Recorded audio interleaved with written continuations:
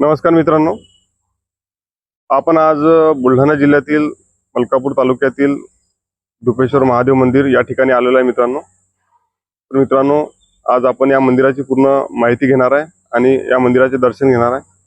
चला तर आपल्या व्हिडिओला आपण सुरुवात करूया.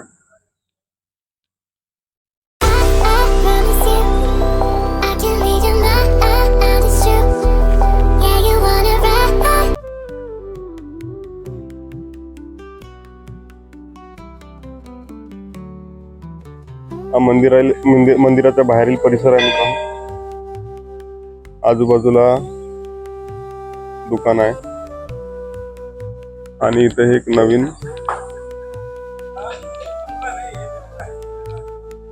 तो दयाभाई हातीभाई पटेल यांच्या स्मरणार्थ इथं स्मारक बनवलेलं आहे.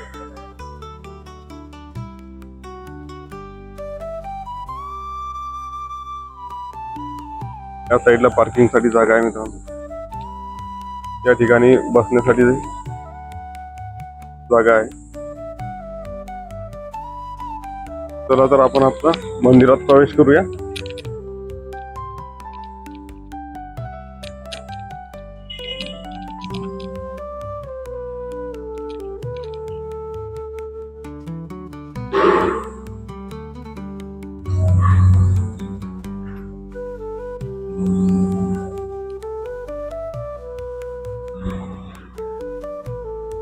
इथं नंदी आहे मित्रांनो, नंदीची मूर्ती आहे.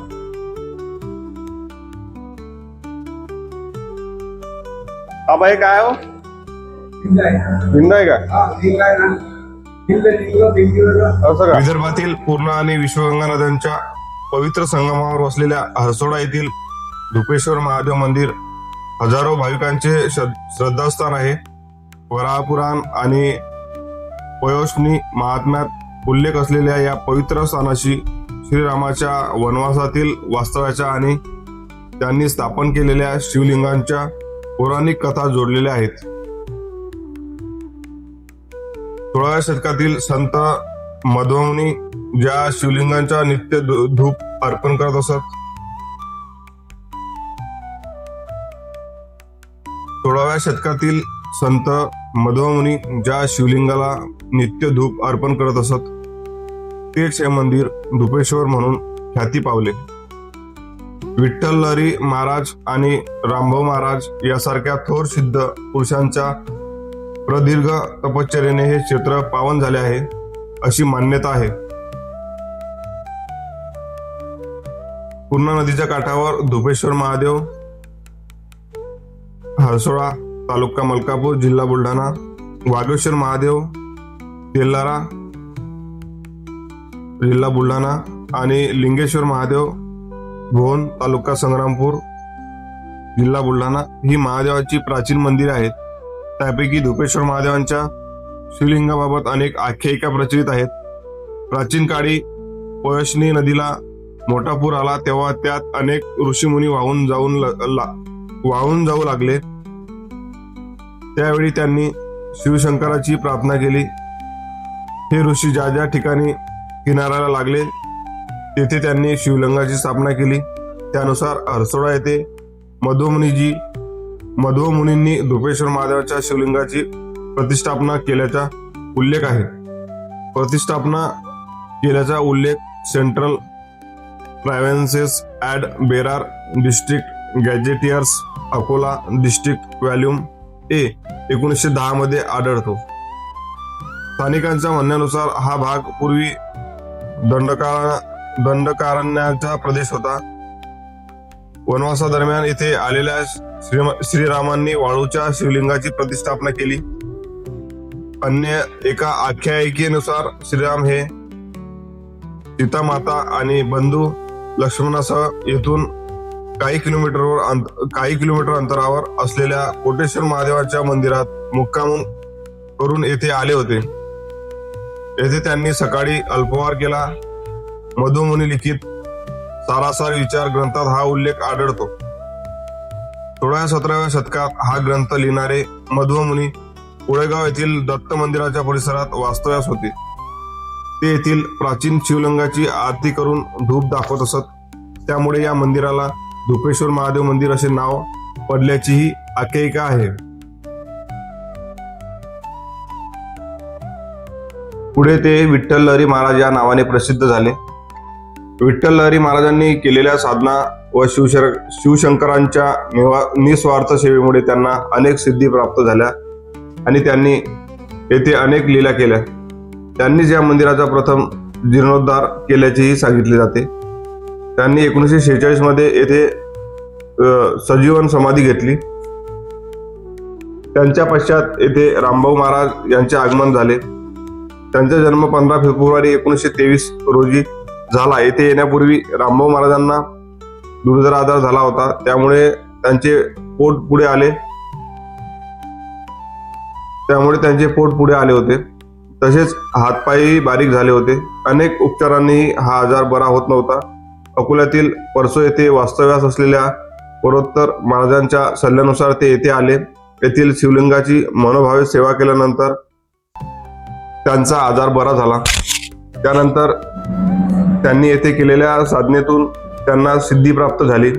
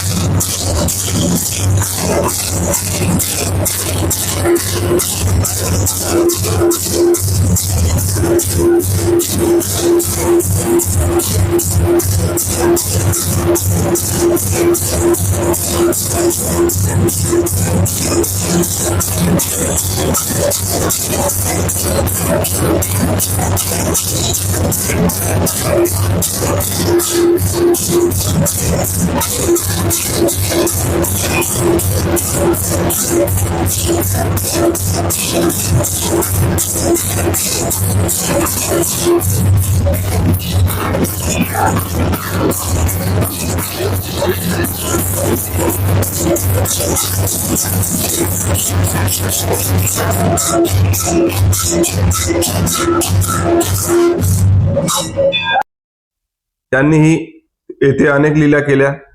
एकदा प्रसादासाठी दूध नव्हते, त्यावेळी त्यांनी एका भाविकाला नदीपात्रातून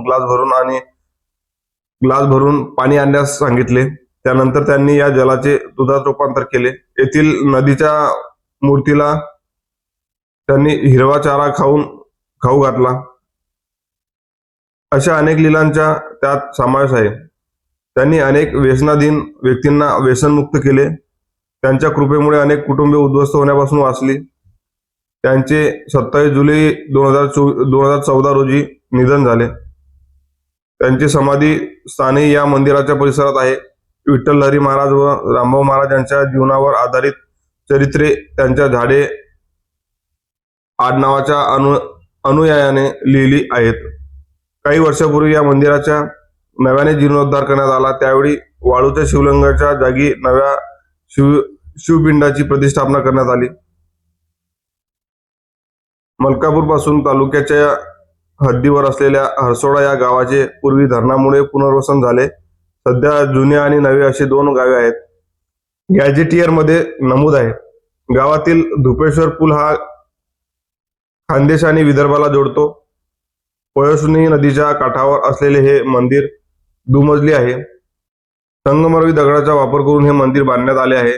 परिसरात फुले व प्रसादाची दुकाने आहेत. मंदिरात येण्यासाठी पूर्व व उत्तर दिशेला 2 प्रवेशद्वारे आहेत.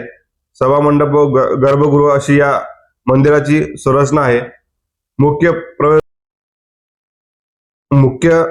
प्रवेशद्वाराजवळ 2 बाजूंना असलेल्या पायऱ्या चढून सभामंडपात प्रवेश होतो. सभामंडपात नंदी व उंच शिवलिंग आहे. त्यासमोर धुपेश्वर महादेवांचे अष्टकोनी गर्भगृह आहे. गर्भगृहात उंच शाळुकेमध्ये शिवलिंग आहे.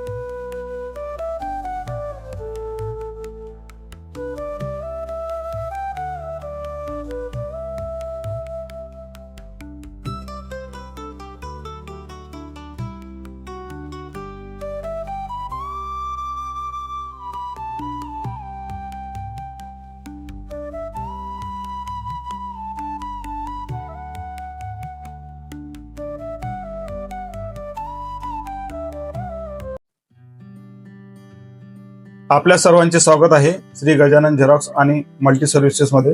प्रत्येक महत्त्वाच्या कामामागे एक स्वप्न असतं.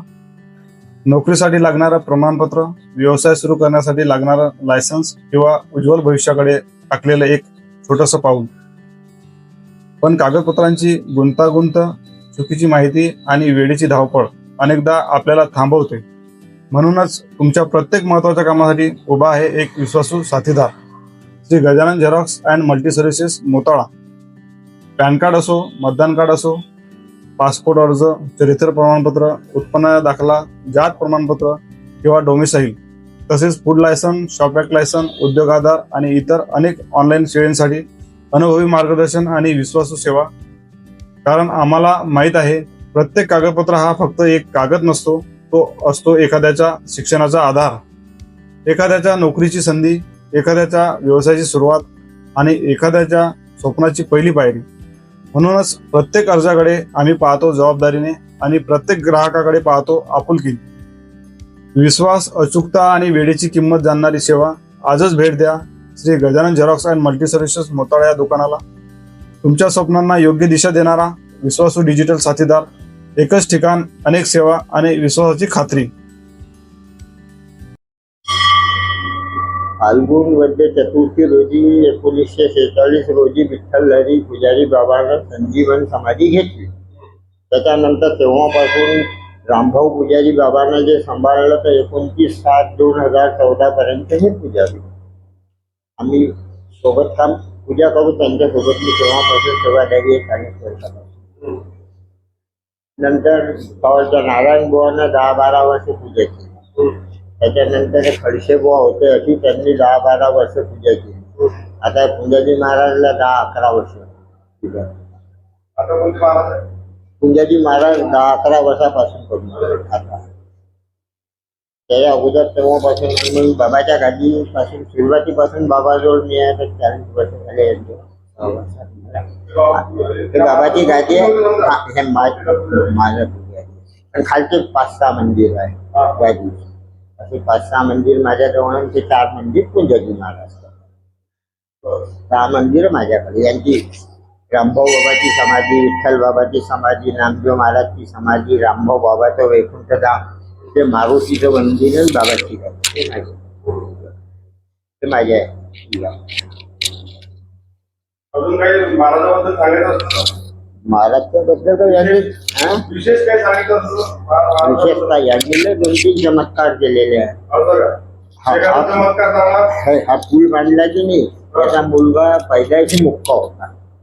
सर्व दूर येऊन त्यांनी सर्व विदेश फिरून आला, पण कुठे बोलत नव्हता. त्यांनी या मंदिराची भयंकर सेवा म्हणजे सहयोग दिला कामामध्ये, वावर सगळं नीट केलं. जाताना बाबाशी तो मुलगा म्हणाला, बाबा म्हणत, खरं मुला तुझं नाव काय आहे? तर त्याचे वडील म्हणत की हा पैदाईस आहे, पैदाईस पासून मुक्का आहे, अजून काही बोलला नाही. अरे बाबा म्हणत इकडे. त्याच्या तोंडामध्ये असं बोट फिरवलं, तो पोरगा अशी नाव, पता, गाव सर्व सांगून बोलून गेला. आणि त्या वडील इतके खुश झाले, म्हणजे तुम्ही घरभरली रुपये मागले होते, आमचे महाराज कोणाजवळ पैसे घेत नव्हते.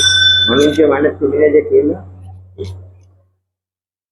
पुष्कळ चमत्कार. माझा मुलगा विहिरीमध्ये पडला होता, आणखी खोली, आणखी खूप खोल होती, तिचा उपसा होईल होता, गोटी त्याच्या पोटाचं ऑपरेशन होईल होतं. तो वरतून हात कराडपासून सुटला, खाली पडला. मग मी बाबाजवळ सेवाच करत होतो. म्हटलं, बाबा माझा मुलगा म्हणता विहिरीत पडला. बाबा म्हणजे काय बाबू, त्याला पाहून ये काय लागलं काय आहे. मी घरी जाऊन पाहतो तर माझा मुलगा त्याच्यावर पिठाचा डब्बा नेऊन द्या, त्याला एवढीशी सुद्धा चोट लागली. तिथून आलो. माझ्याजवळून शेत लिहून गेलं होतं, तर त्यांनी तो काम सगळं रजिस्ट्री होईल होतं कोर्टामध्ये, सगळं काही पैसे दिले नव्हते. तर ते कागद आजपर्यंत त्याला दिसत 11 वर्ष किती झाले, 10-12 वर्ष त्या गोष्टी. पुष्कळ जणांची चमत्कार, त्यांची चमत्कार म्हणजे विठ्ठल बाबाने काही दुधाची गंगा दाखवल्या नदी, नदी दुधाची दाखवलेला त्या बाबांनी. मासोळ्या खाल्ल्या होत्या, त्याला महाराजनं मासोळी खायला लावली. मग आमच्या समोर जेवण करा, त्यांनी जेवण केलं. मग म्हणलं, हा का आता साधू याच्यात आमच्या संग मास भाव म्हणत मी मासवडी खाल्ली नाही खाऊ म्हणलं आणि जे डकार मारले तर स्वतःच जसं नदीत असतात तसं जिवंत मासवडं मारले आणि यांचे किती गो चमत्कार आपल्या रामभाऊ बाबाचे जितके गेले जितके दाखवले मात्र यांना ज्यांना लेकरू बाहेर काहीच नव्हतं हो त्यांना पण मुलं बाळ सगळे झाले या 15-17 वर्षाचे असताना त्यांना मुलं झाले इतके म्हटले तितके चमत्कार आहे पण त्यांनी दाखवलंच नाही यांनी बांधलं सगळं यांच्या काळचे नाव कोणाचं गेलं आज तुझं नाव नाही द्यायचं की रामभाऊ बाबाला हे किती द्यायचं कोण बांधलं बुवा आणि बुवाला 78 वर्ष झाले समाधी ते बांधलं गेलं आता 30-40 वर्ष बुवाला बांधलं का पण आमच्या माऊलीनं आजपर्यंत काही कोणाला केलं की त्यांचा शिष्य आहे त्यांच्या कृपेने मी त्यांच्या रोज पहिल्यापासून सेवा करत आजची सेवाच करतो तेच बसेल मी याच्यावर नाही मी फक्त माझी सेवा करतो ते आहेच ना बसेल याच्यामध्ये ते नाही असं नाहीच ना पहिले आमच्यासाठी काय होतं 10-25 लोकांचा स्वयंपाक होय आज त्यांच्या कृपेला 100-200 माणसं सकाळी बी जेवतात 100-200 माणसं संध्याकाळी बी जेवतात दोन्ही वेळा इथे भोजन उपलब्ध आहे कोणी बी आला तर 5 पैसे त्याच्याला खर्च नाही ना आंघोळीचा ना झोप्याचा ना खायचा ना चहाचा ना कशाचाच खर्च नाही